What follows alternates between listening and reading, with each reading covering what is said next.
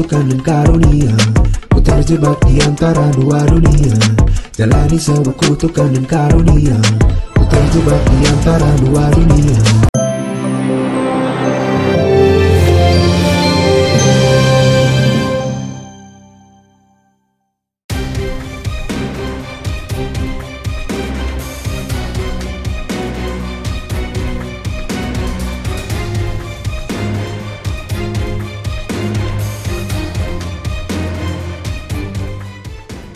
Sepekan jelang Lebaran, luapan kerinduan selebriti terhadap anak-anaknya rupanya makin menebal, terutama bagi mereka yang bahteranya koyak hingga harus terpisah dengan buah hatinya.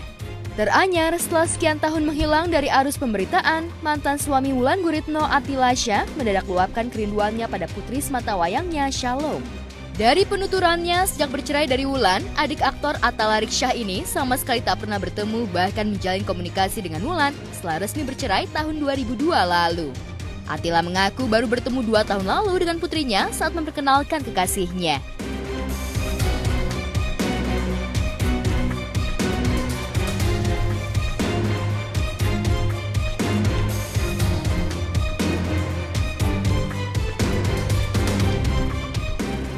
Attila tak hanya menuturkan dahaga kerinduannya pada Shalom, ia juga mengulik kisah masa lalu soal alasan perceraiannya. Menurut Attila, perceraian itu terjadi begitu cepat. Bahkan ia sama sekali tak tahu apa alasan dibalik perceraiannya kala itu. Aku cerai. Selama 2 tahun, 3 tahun tuh setiap syuting, sampai dia cerai tuh nggak salah tahun 2021, 2022, aku aja udah lupa nih. Sampai 2024. Setiap jumpa teman-teman artis, sorry ya, sayang ya. Jadi, sorry nih, dalam hati aku kalau kita timbulkan profesional kita, lu kerja aja di sini, karena gak usah ngomong-ngomong pribadi. Iya. Jadi gue terganggu.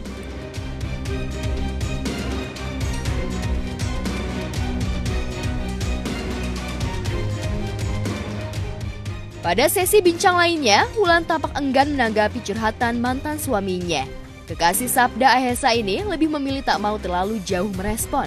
Tapi ia mengaku sempat membuat kesepakatan untuk sama-sama mengurus Shalom, tapi kesepakatan tinggal kesepakatan sebab pada kenyataannya tak semudah yang dibayangkan. Kalau Shalom dengan papa kandungnya deket nggak? Kok ketawa sih? Kok ketawa? Kan gue nggak ngerti, makanya gue tanya. Nggak tahu. Oh lu nggak tahu ya? Gue nanya lu nggak tahu. Ibunya aja nggak tahu. Apalagi lo ya kan? Iya. Mama cuma bilang apa? Mama cuma bilang ini kan. Ya udah kalau apa? Waktu itu bilang Apa? kayak ya udah dia bapak kamu. Ya udah. Bapak biologis. Iya. Cuma sebatas sampai situ. Gue nggak ngomong, lu yang ngomong. Ya kan gue nanya. Gue kan bukan ibu. Bener kalau dari mama apa Kang Soleh? Iya. Iya kan memang iya bapak biologisnya Om. kan ya. Aku manggilnya Om atau Kang? Ya terserah. Om lah. Jangan dong mas. Om lah. Iya sih masa ibunya manggil gua Kang, anaknya manggil gua Kang juga. Ya terserah lu deh. Oke Om. Ya mungkin gini, yang paling positif cara menggambarkannya adalah belum dibukakan jalan sama yang di atas untuk punya relationship lagi. Gitu aja sih yang paling simpel. Karena pada saat keinginan itu ada dari kedua belah pihak, niat itu ada. Setelah niat kan nggak bisa cuma niat aja, harus ada pergerakan lah gitu istilahnya. Nah nanti kalau itu semua udah inline kan universe juga conspires. Iya. Tuhan juga menjawab gitu kan. Nah kalau itunya urutan acaranya belum benar gimana? Gitu. Baru niatnya sudah ada tapi belum terwujud. Pingin komunikasi lagi sama anak gitu. Udah di kepala pengen komunikasi lagi, nggak ada tindakan gimana? Gitu. Tapi Salomnya nggak pernah bertanya, Mama aku ingin berkomunikasi. Pernah kalau komunikasi sih pernah. Pernah dalam arti gini kayak misalnya kita pengen ke Australia jadi Australia ini negara sedikit berbeda dari negara lainnya gitu. Kalau negara aku masih di bawah 17 belum punya KTP. Tapi negara lain kan bisa. Negara lain bisa. Nah Australia mungkin gini, karena dekat dengan Indonesia, perbatasan takutnya buat kabur gitu kan mudah. Jadi kalau perceraian itu walaupun 100% ada hak di tangan aku, tetapi harus ada tanda tangan dari bapak kandung. Karena administrasinya begitu. Ya kalau kayak gitu-gitu komunikasi. Oh kalau cuma sekedar kontak-kontak ini, cuma kalau hati ke hati ketemu gitu belum.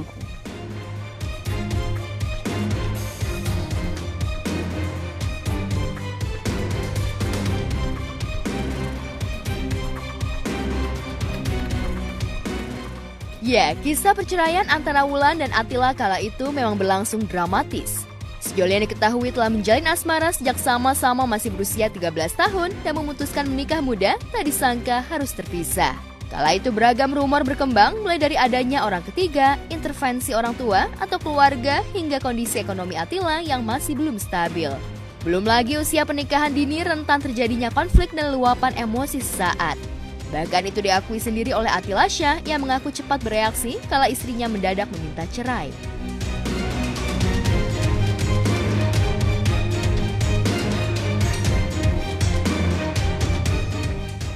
Attila sendiri memang mengaku sempat kagum dengan pilihan hati Wulan yang mulanya hidup serba ada, tinggal dengan orang tua dan neneknya di kawasan elit selatan Jakarta, tiba-tiba memilih ngontrak di sebuah rumah tak jauh dari kawasan Depok, Jawa Barat.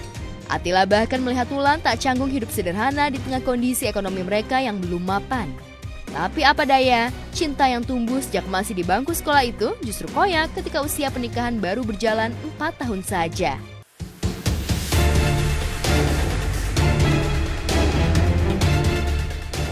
Saat Attila Syah merindukan pelukan putrinya, sang kakak Atta Riksha justru menjadi dinding penghalang pertemuan mantan istrinya Sania Marwa dengan anak-anaknya.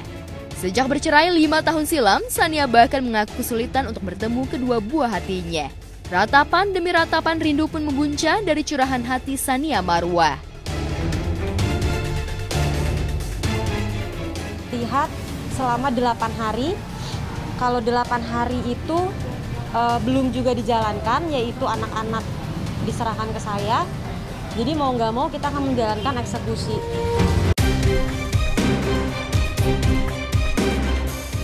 Ya, sejak memilih menggugat cerai Atta Riksha tahun 2017 silam, perang dingin antara mantan sejoli ini terus terekspos di media. Mulai dari perebutan harta gono gini, hak asuh anak, hingga terjadi pelaporan terhadap polisi. Ibu dua anak ini disebut-sebut telah melaporkan Atta Rik ke Polres Cibinong atas tudingan penggelapan tahun 2021 silam. Konflik perang dingin antara keduanya pun makin jadi. Apalagi ketika Atta Rik mendapatkan hak asuh anak. Sania makin kesulitan bertemu buah cintanya.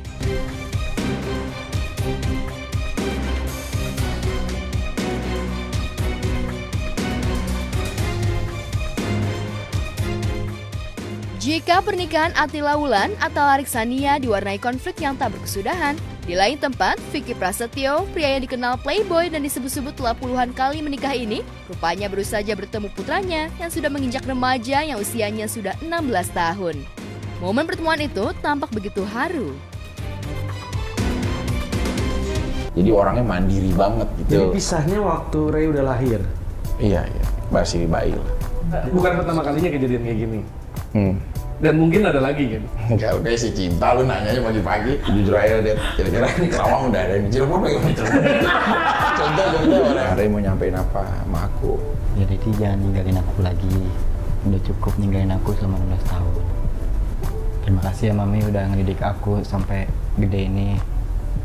Mami wanita hebat yang aku temuin. Aku sayang Mami. Ini putraku. Selamat datang, putranya Mas Vicky. Iya. Nama lengkapnya siapa? Mo Renal Vincent. Mo Renal Vincent. Maunya apa? Muhammad? Iya Muhammad. Oh, Prasetyonya mana nih? Renal Vincent. Ntar dia nyusul. Apa? Lu dikenalnya sebagai Hendrianto? Enggak, Vicky Prasetyo. udah dari SMA kalau itu. Terus jatuh cinta gitu? Iya, jatuh cinta, jalin sama dia. Tapi waktu itu lagi ada yang lain juga kan? Guanya? Ada. Ketemu jatuh cinta terus ya udahlah, komitmen gitu-gitu, terus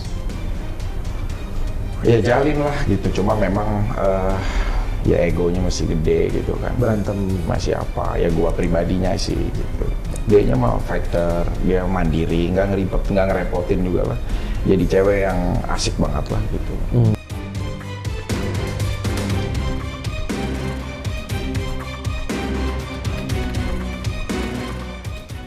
Ya, entah dari istri yang mana dan yang keberapa. Yang jelas Vicky sendiri memang sudah belak-belakan mengaku ada banyak wanita yang pernah dinikahinya. Maka ketika ia baru tahu jika putranya sudah menginjak remaja, ia pun bahagia bisa memeluk putranya.